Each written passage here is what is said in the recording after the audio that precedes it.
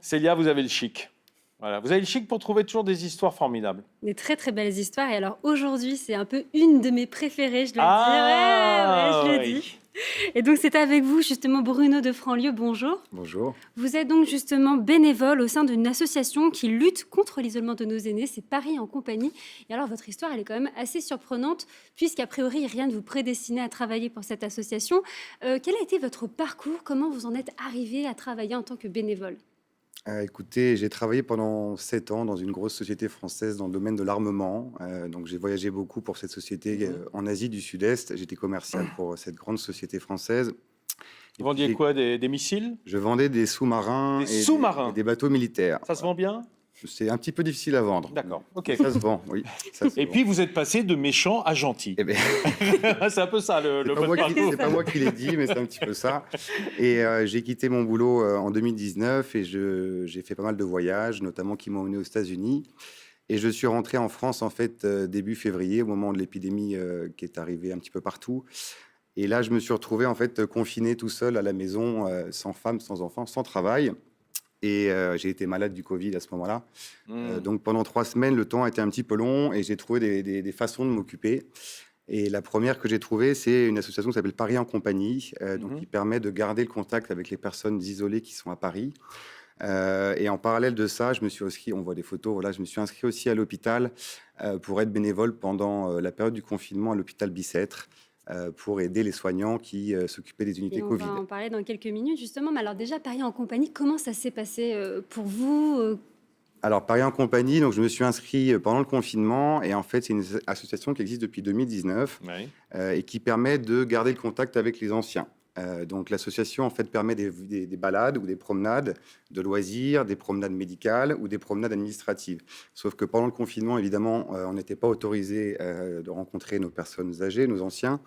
Donc, ils ont mis en place des appels de convivialité, c'est-à-dire qu'avec une application mobile qui a été créée au début du confinement, on pouvait localiser à Paris toutes les personnes qui étaient seules et qui avaient besoin d'un coup de fil. Donc, ça a commencé comme ça. Et puis, Et il y en avait beaucoup. et il y en avait évidemment beaucoup. Dans Il y Paris, en avait on se beaucoup, doute. mais il y a eu aussi beaucoup de bénévoles. C'est-à-dire qu'il ne faut pas hésiter aussi à le dire, c'est qu'il y a plus de 2000 bénévoles qui font maintenant partie de Paris en compagnie. Certains ont pu continuer leur engagement après le confinement. Pour d'autres, c'est un peu plus difficile, évidemment, avec le travail et autres. Mais du coup, les appels de convivialité, aujourd'hui, ont été remplacés, si on le souhaite, par des balades. On peut aller au cinéma, on peut emmener les personnes Oui, prendre ça un reste pas au café. téléphone. Hein. C'est pas Alors, ça SOS peut- détresse amitié Non, comme mais ça dans peut, le Père ça Noël. peut encore être le cas au téléphone Oui. pour certaines personnes qui ont beaucoup de mal à se déplacer et qui ont quand même besoin d'avoir un contact. Mais c'est vrai que la finalité de cette association, c'est de favoriser la mobilité. Bien sûr. Donc, c'est faire sortir les personnes âgées de chez elles, Bien sûr. les emmener au cinéma, les emmener chez le docteur, les emmener à la banque, remplir leurs impôts. Enfin, il y a tout un tas de choses qu'on peut faire. Et en fait, cette association a bien compris le virage digital et pour les jeunes, ce qui fait que c'est très facile.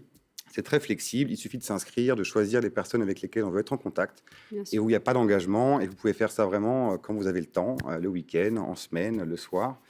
Donc c'est une association qui est très dynamique Bien et sûr. qui s'est vraiment adaptée aux jeunes qui ont du temps à donner mais qui ne savent pas trop comment le faire. Et donc ça a été quand même quelque chose de très intéressant pour vous. Vous passiez comme ça quelques coups de fil, en tout cas durant le confinement. Et alors c'est quand même bien, c'est que Paris en compagnie, ça a été vraiment un élément déclencheur pour vous et à plusieurs niveaux. Ça vous a donné en fait envie d'agir davantage auprès des autres. Est-ce que vous pouvez nous en dire un petit peu plus? Alors effectivement, ça a été un déclencheur parce que je me suis rendu compte qu'effectivement, beaucoup de personnes âgées qui étaient maintenues à domicile étaient dans des conditions qui n'étaient pas forcément adaptées, qu'elles avaient de nombreux besoins. Et j'ai découvert un métier pendant cette période qui est le portage de repas et l'aide à domicile pour les personnes âgées. Et donc, je vais me lancer là-dedans, effectivement, j'espère, en début d'année prochaine. Je vais ouvrir une franchise d'une société qui s'appelle les Menus Services, qui existe depuis 15 ans sur tout le territoire français et qui est spécialisée notamment dans le portage de repas à domicile pour les personnes âgées, mais qui propose aussi des services complémentaires comme le ménage, l'aide à domicile ou l'assistance administrative. Donc, c'est un petit peu dans la continuité, effectivement. Je vais essayer de continuer, évidemment, mon engagement avec Paris en compagnie, même si ça prend du temps, mais je vais continuer à m'occuper de nos anciens et nos aînés, comme on dit, à travers une société maintenant qui va les aider à être nourris. Voilà. Bruno Franlieu, excusez-moi, mais vous avez un métier encore à part ça ou ça vous prend tout le Alors temps? non, justement, j'ai pas repris de boulot au moment Non, parce que du. c'est difficile de vendre des sous-marins aux mamies. Ton mari. Alors j'ai essayé, mais ça les intéresse pas trop. Non, j'ai quitté mon boulot il y a plus d'1 an maintenant, et j'ai commencé à en chercher en fait pendant le confinement. Mais évidemment, la période fait que l'emploi C'est compliqué. était compliqué. Et en fait, j'avais depuis longtemps envie de monter ma société, et voilà, ça a été. Donc, en attendant, voilà, vous donnez votre temps. En attendant et en parallèle, je monte ma société. Voilà. Formidable. Formidable.